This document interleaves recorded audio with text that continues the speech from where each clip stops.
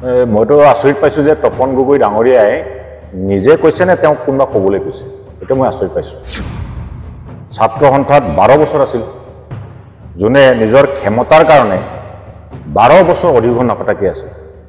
কাক তেল মাৰি টিকেটটো পাম, কাক ওচৰত আত্মসমৰ্পণ কৰিলে টিকেটটো পাম, কাৰ ওচৰত গ'লে তৈলমৰ্দন কৰিলে টিকেটটো পাম, তেনেকুৱা চিন্তাধাৰা ব্যক্তি আজি যি ধৰণৰ আমাক উদ্দেশ্য কৰি কথা কৈছে, মইতো আচৰিত পাইছোঁ। যিগৰাকী ব্যক্তিয়ে সদৌ অসম ছাত্ৰ সন্থাৰ 12 বছৰ অন্যায়ভাৱে কাৰ্যনিৰ্বাহ কৰিছিল কেৱল নিজৰ স্বাৰ্থৰ কাৰণে, আটাইতকৈ সুবিধাবাদী চৰিত্ৰৰ সদৌ অসম ছাত্ৰ সন্থাৰ ইতিহাসত তেনেকুৱা সাধাৰণ সম্পাদক আমি দেখাই নাই। কেৱল নিজে বিধায়ক মন্ত্ৰী হ'ম বুলি আছুৰ অধিৱেশন 12 বছৰ নপতাকৈ থকা ব্যক্তিজন কোন? এইটো তপন কুমাৰ গগৈ ডাঙৰীয়া। তেওঁ নিজৰ টিকেটটোৰ কাৰণে, নিজৰ ক্ষমতাৰ কাৰণে, নিজৰ বিধায়ক হোৱা সপোন, মন্ত্ৰী হোৱাৰ সপোনৰ কাৰণে কেতিয়াবাই কংগ্ৰেছো কৰিবলগীয়া আছে। কেতিয়াবা কংগ্ৰেছৰ ওচৰত, কেতিয়াবা বিজেপিৰ ওচৰত, কেতিয়াবা এজিপিৰ ওচৰত দৌৰাদৌৰি কৰি থকা মানুহ। তো আমিতো জানো তেখেতৰ বিষয়ে। গতিকে তেওঁ 2 বছৰ মন্ত্ৰী হৈ থাকোঁতে কি কি কৰিছে আমি দেখিলোঁ নহয়। 2 বছৰ মন্ত্ৰী হৈ থাকোঁতে APDCLত কিমান কি কেলেংকাৰী আজি গাপ মাৰি আছে। যে চাওক, মই এটা কথা কওঁ যে যি সময়ত তেওঁলোকে যদি অসমৰ সুৰক্ষিত ভৱিষ্যতৰ কাৰণে ভাবা হ'লে আমিতো কোনো ৰাজনৈতিক দল নকৰিলেহেঁতেন, ৰাজনৈতিক দলৰ জন্ম নহ'লেহেঁতেন, আৰু এনেধৰণৰ পৰিৱেশ আপোনালোকে নেদেখিলেহেঁতেন। এই যে ৰাহুল গান্ধীৰ ওচৰত গৈছোঁ, এই যে বেলেগ বেলেগ আঞ্চলিক দলৰ ওচৰত গৈছোঁ, আমি যে ৰাজনৈতিকভাৱে নিৰ্বাচন খেলি আছোঁ, যুঁজি আছোঁ, এইটো আমাৰ নহ'লেহেঁতেন। কিন্তু তেওঁলোকে ভীৰু, আটাইতকৈ ভয়াতুৰ, আটাইতকৈ ক্ষমতালোভী, আটাইতকৈ নিজৰ ব্যক্তিকেন্দ্ৰিক চিন্তা ক্ষমতাৰ লালসাত বহি থকাৰ কাৰণে গোটেই জাতীয় বিষয়বিলাক তেওঁলোকে জলাঞ্জলি দিছে। আচলতে তপন কুমাৰ গগৈ ডাঙৰীয়াটো একো দাম নাই, এতিয়া কোনো মূল্য নাই। এগৰাকী সদৌ অসম ছাত্ৰ সন্থাৰ সাধাৰণ সম্পাদক হৈ যোৱাৰ পাছত এবাৰ বিধায়কো হ'ল, মন্ত্ৰীও হ'ল, একেবাৰে আকৌ নৎসাত কৰি একেবাৰে দিল্লীলৈ পঠাই দিয়ালৈ কোনো তেওঁ কনচেণ্ট নোলোৱাকৈ ইমান গুৰুত্বহীন, আবাৰ টিকেট পাব নে নাই সেইটো এটা দিগদাৰ হৈছে তেওঁ। গতিকে তেওঁ কিবা গুৰুত্ব আছে বুলি মই নাভাবোঁ। তেওঁ মানে যিটো কৈছে এই কথাবিলাক তেওঁ নিজৰ মগজেৰে কোৱা নাই। সেইটোৱে মই আচৰিত পাইছোঁ। আমাৰ জ্যেষ্ঠ হিচাপে, আমাৰ যি জ্যেষ্ঠ নেতা আছিল, আমাৰ নেতা আছিল, কিন্তু তেওঁ যে নিজৰ বিবেকেৰে কথা নকয়, সেই কথাটো মোক লজ্জাবোধ কৰিছে ব্যক্তিগতভাৱে। আৰু আমি আচৰিত হৈছোঁ যে ইমান তপন কুমাৰ গগৈ ডাঙৰীয়াক মানে ইউজ এণ্ড থ্ৰ' কৰিব পাৰে বিজেপিয়ে, আৰু তেওঁতো হাৰে সময় যে বিজেপিও নহয়তো। কালি সুবিধা পালে কংগ্ৰেছ চৰকাৰে কংগ্ৰেছৰ লগত টিকেট বাৰ্গেনিং কৰিব যাব। কালি জাতীয় পৰিষদে যদি ভাল অৱস্থাত জাতীয় পৰিষদে বাৰ্গেনিং কৰি আহিব, এইটো নিশ্চিত থাকক আপোনালোকে। তেওঁ তেনেকুৱা ব্যক্তিহে। গতিকে তেওঁ কথা কোৱাত আমি গুৰুত্ব সহকাৰে লোৱা নাই, কিন্তু মই সেইকাৰণে তেখেতক উত্তৰ দিবলগীয়া হৈছে, কাৰণ বহুত ছাত্ৰ সন্থা কৰ্মী, প্ৰাক্তন কৰ্মী, ৰাইজ, অসমৰ ৰাইজে বিভ্ৰান্ত হ'ব এইবিলাক কথাত। গতিকে ছাত্ৰ সন্থাৰ মজিয়াত টানি অনাটো দুৰ্ভাগ্যজনক। আৰু তপন কুমাৰ গগৈ ডাঙৰীয়া দৰে ব্যক্তিয়ে, যিগৰাকী সাধাৰণ সম্পাদক আছিল সদৌ অসম ছাত্ৰ সন্থাৰ, তেওঁ এতিয়া আমাক জাতীয়তাবাদ শিকাবলৈ আহিছে। যিগৰাকী 855 জন শ্বহীদ হোৱাৰ বিনিময়ত পোৱা চুক্তি কাজ আপি দিয়াৰ পাছত নৎসাত কৰিলে, একবাৰো মান নামাতিলে। যে অসমৰ ইতিহাসত আটাইতকৈ আছুৰ ক্ষমতাটো ব্যৱহাৰ কৰি মন্ত্ৰী হ'বলৈ বিচৰা, MLA হ'বলৈ বিচৰা ব্যক্তিজন এইজন। আৰু তেওঁ অসমৰ কাৰণে একো দিয়া নাই। তেওঁ কৈছে যে কংগ্ৰেছৰ দিনত আন্দোলন কৰিছিল, কংগ্ৰেছক আন্দোলন কৰিছিল, কিন্তু কংগ্ৰেছৰ দিনত আন্দোলন কৰি তেওঁ 2005 চনৰ 5 মে'ত এটা ত্ৰিফাকে আলোচনাৰ জৰিয়তে NRC উন্নীতকৰণ হৈছিল। নিশ্চয় কংগ্ৰেছে গুৰুত্ব দিছিল সেই সময়ত। কংগ্ৰেছে 855 জন শ্বহীদৰ জগৰীয়া কৰি আছে, কিন্তু এই শ্বহীদৰ ন্যায্যতা প্ৰদান কৰিছিল, কিন্তু কংগ্ৰেছে আৰু চুক্তি কৰিছিল অসমক সুৰক্ষিত কৰিবৰ কাৰণে, যিটো শ্বহীদে বিচাৰিছিল, আন্দোলনকাৰী বিচাৰিছিল, নিৰ্যাতিতসকলে বিচাৰিছিল। কিন্তু এই চুক্তিয়ে গোটেই অসমৰ জাতীয় জীৱনৰ সুৰক্ষিত কৰিলেহেঁতেন, কিন্তু এই চুক্তিখনে নৎসাত কৰা কা আইন জাপি দিলে তেতিয়াও বিজেপি কৰি থাকিব পৰা সদৌ অসম ছাত্ৰ সন্থাৰ প্ৰাক্তন সাধাৰণ সম্পাদক এজনে আছে, এজন তপন কুমাৰ গগৈ ডাঙৰীয়া। আমিতো লাজ পাওঁ। তেওঁ যে লজ্জাবোধ কৰিছে বুলি তেওঁ যে আজি কাবাৰ নিৰ্দেশৰ কথা ক'বলগীয়া হৈছে, এইটোকে আমি লাজ পাইছো যে সদৌ অসম ছাত্ৰ সন্থাৰ এগৰাকী সাধাৰণ সম্পাদক ডাঙৰীয়াই লুৰিণজ্যোতি গগৈ ডাঙৰীয়াই কাৰ লগত কি আলোচনা কৰি কেনেকৈ ৰাজনীতি কৰি বিধায়ক হ'ব, এই কথাটোক লৈ কিয় ইমান শংকিত, তেওঁ কেলৈ ইমান বেয়া পাইছে? আমি কাৰ লগত কেনেকৈ বুজাবুজি কৰি কেনেকৈ আমি ৰাজনীতি আমি কৰিব পাৰোঁ, সেই কথাটোক লৈ কিয় ইমান চিন্তিত? আমিতো লাজ পাইছো তেওঁ ইমান হিংসা কৰে কেনেকৈ হ'ল? আচলতে তেওঁৰ স্বভাৱটোৱে তেনেকুৱা। তেওঁ আমি দেখিছোতো, তেওঁ কেৱল ল'ব জানে, খাব জানে, কেতিয়াও দিব নাজানে। গোটেই আচৰ কাৰ্যকৰ্তাসকলক সোধক, আচৰ কৰ্মীসকলক সোধক। তপন গগৈ উদাহৰণ একবাৰ যদি আপোনালোকে তেওঁৰ লগত, ৰাইজৰ দলৰ লগতো আমাৰ কোনো সংঘাত নাই, সংঘাত হোৱাও নাই, সংঘাত হ'বলগীয়াও নাই। মই কেলে ক'লে নাজানো, কিন্তু আমাৰ ৰাইজৰ দলৰ লগত সংঘাত নাছিল, নাই আৰু ভৱিষ্যতে নহ'ব। মইতো আচৰিত পাইছো যে তপন গগৈ ডাঙৰীয়াই নিজে কৈছে নে তেওঁ কোনোবা ক'বলৈ কৈছে, সেইটো মই আচৰিত পাইছো। তেওঁতো নিমাতী কইনা আছিল। আমি তেখেতৰ কেইবাবছৰীয়া ৰাজনৈতিক ইতিহাস দেখিছোঁ।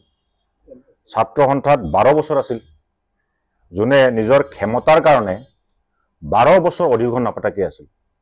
কাক তেল মাৰি টিকেটটো পাম, কাক ওচৰত আত্মসমৰ্পণ কৰিলে টিকেটটো পাম,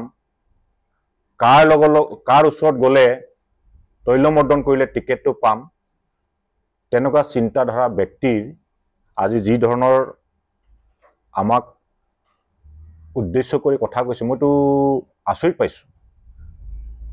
যিগৰাকী ব্যক্তিয়ে সদৌ অসম ছাত্ৰ সন্থাৰ 12 বছৰ অন্যায়ভাৱে কাৰ্যনিৰ্বাহ কৰিছিল কেৱল নিজৰ স্বাৰ্থৰ কাৰণে, আটাইতকৈ সুবিধাবাদী চৰিত্ৰৰ সদৌ অসম ছাত্ৰ সন্থাৰ ইতিহাসত তেনেকুৱা সাধাৰণ সম্পাদক আমি দেখাই নাই। কেৱল নিজে বিধায়ক মন্ত্ৰী হ'ম বুলি আচুৰ অধিৱেশন 12 বছৰ নপতাকৈ থকা ব্যক্তিজন কোন? এইটো তপন কুমাৰ গগৈ ডাঙৰীয়া। আৰু তেওঁ আজি বিজেপিত আছে বেলেগ কথা, তেওঁ নিজৰ টিকেটটোৰ কাৰণে, নিজৰ ক্ষমতাৰ কাৰণে, নিজৰ বিধায়ক হোৱা সপোন, মন্ত্ৰী হোৱাৰ সপোনৰ কাৰণে কেতিয়াবাই কংগ্ৰেছো কৰিবলগীয়া আছে। কেতিয়াবা কংগ্ৰেছৰ ওচৰত, কেতিয়াবা বিজেপিৰ ওচৰত, কেতিয়াবা এজিপিৰ ওচৰত দৌৰাদৌৰি কৰি থকা মানুহ। তো আমিতো জানো তেখেতৰ বিষয়ে। গতিকে তেওঁ 2 বছৰ মন্ত্ৰী হৈ থাকোঁতে কি কৰিছে আমি দেখিলোঁ নহয়। 2 বছৰ মন্ত্ৰী হৈ থাকোঁতে APDCL কিমান কি কেলেংকাৰী আজি গাপ মাৰি আছে, এই কথাটো আমি নজনাকৈ থকা নাই। গতিকে মই তেখেতক, যদি আমাৰ সন্মান আছে তেখেতৰ প্ৰতি, গতিকে তেখেতে কোনোবা কৈ দিয়া লগেই ধূমকেতু নিচিনা নিমাতী কইনাৰ পৰা আমাক সমালোচনা কৰিবৰ কাৰণে কোনো দৃষ্টতা নাই বুলি মই ভাবোঁ। দিল্লী অহাৰ পাছত ইমান ভূমিকম্প কিয় হৈছে মুখ্যমন্ত্ৰীৰ লগত থকা সংগোপংগো, মই সেইটো আচৰিত পাইছোঁ। বাকী তেওঁলোকৰ কথাটোৱে, তেওঁলোক গৰু চোৰৰ কেলেংকাৰীয়ে শেষ হোৱা নাই। আজি অপহৰণ কৰিব লাগে, গৰু চোৰৰ লিপ্ত, গৰু চোৰৰ কোনো তদন্তই হোৱা নাই, গৰু চোৰৰ এগৰাকী কিবা এটা কথা ক'ব, এইটোতো আমি কেতিয়াও নুশুনো। কিন্তু মুখ্যমন্ত্ৰী ডাঙৰীয়া ইমান জোৰ উঠিছে কিয়? আমিতো বুজাবুজিও কৰা নাই, ৰাহুল গান্ধী প্ৰধানমন্ত্ৰীও হৈ যোৱা নাই, বিৰোধী দলৰ দলপতিহে। আমি তেখেতৰ ওচৰত জাতীয় বিষয়টোৰ ওচৰত আহিছোঁ, জাতীয় বিষয়টোৰ কাৰণে আহিছোঁ। ইমান চিন্তা কিয় কৰিছে, মই এইটো আচৰিত পাইছোঁ। ইমান ভূমিকম্প কি হৈছে, ইমান ভয় খোৱাটো কিয়, ইমান শংকিত হোৱাটো মানে আমি আশ্চৰ্য হৈছোঁ, মানে আচৰিত হৈছোঁ। আচলতে কি ক'ম, মানে ছাত্ৰ সন্থাৰ মজিয়াত থকাৰ পাছত কোন কি দলত যায়, এইটো নিজৰ এটা ব্যক্তিগত অধিকাৰ। এতিয়া ছাত্ৰ সন্থাক টানি আনিছে, আমি ছাত্ৰ সন্থাক টানি অনাটো আমি উচিত বুলি ভবা নাই। তপন গগৈ ডাঙৰীয়াই বুজি পাব লাগিছে, যিহেতু ছাত্ৰ সন্থা তেওঁ নিজকে সততাৰে কৰিছে বুলি ভাবে, তেতিয়াহ'লে ছাত্ৰ সন্থাক মজিয়াত কিয় টানি আনিছে? হিমন্ত বিশ্ব শৰ্মা ডাঙৰীয়া বাইদেউ বহিষ্কৃত, তেওঁ যি টি ক'ব, তেওঁ আজি কিবা এটা ক'ব, কালি কিবা এটা, এইটো তেওঁৰ মূল্য নাই। কিন্তু তপন কুমাৰ গগৈৰ দৰে ব্যক্তিয়ে ছাত্ৰ সন্থাৰ সাধাৰণ সম্পাদক হৈ যোৱা ব্যক্তিয়ে ছাত্ৰ সন্থাক টানি আনি মাজত সোমাই দিছে, এইটো আটাইতকৈ দুৰ্ভাগ্যজনক, আটাইতকৈ আমি মানে লাজ পাইছোঁ যে এগৰাকী সাধাৰণ সম্পাদক কাৰ্যনিৰ্বাহ কৰি যোৱা ব্যক্তিজন এগৰাকী সাধাৰণ সম্পাদকে ৰাজনৈতিক যাত্ৰাত তেওঁ ইমান হিংসা ইমান চিন্তিত ইমান ভয় ইমান বেয়াত কিয় পাইছে সাংসদ হৈ থাকিল জাতীয় বিষয়টোত একটা শব্দ তেওঁ উচ্চাৰণ কৰিলে নেকি যি সময়ত বিজেপি নেতৃত্বাধীন চৰকাৰে অসমৰ অস্তিত্ব সংকটত পেলাই কা আইন জাপি দিলে এই কা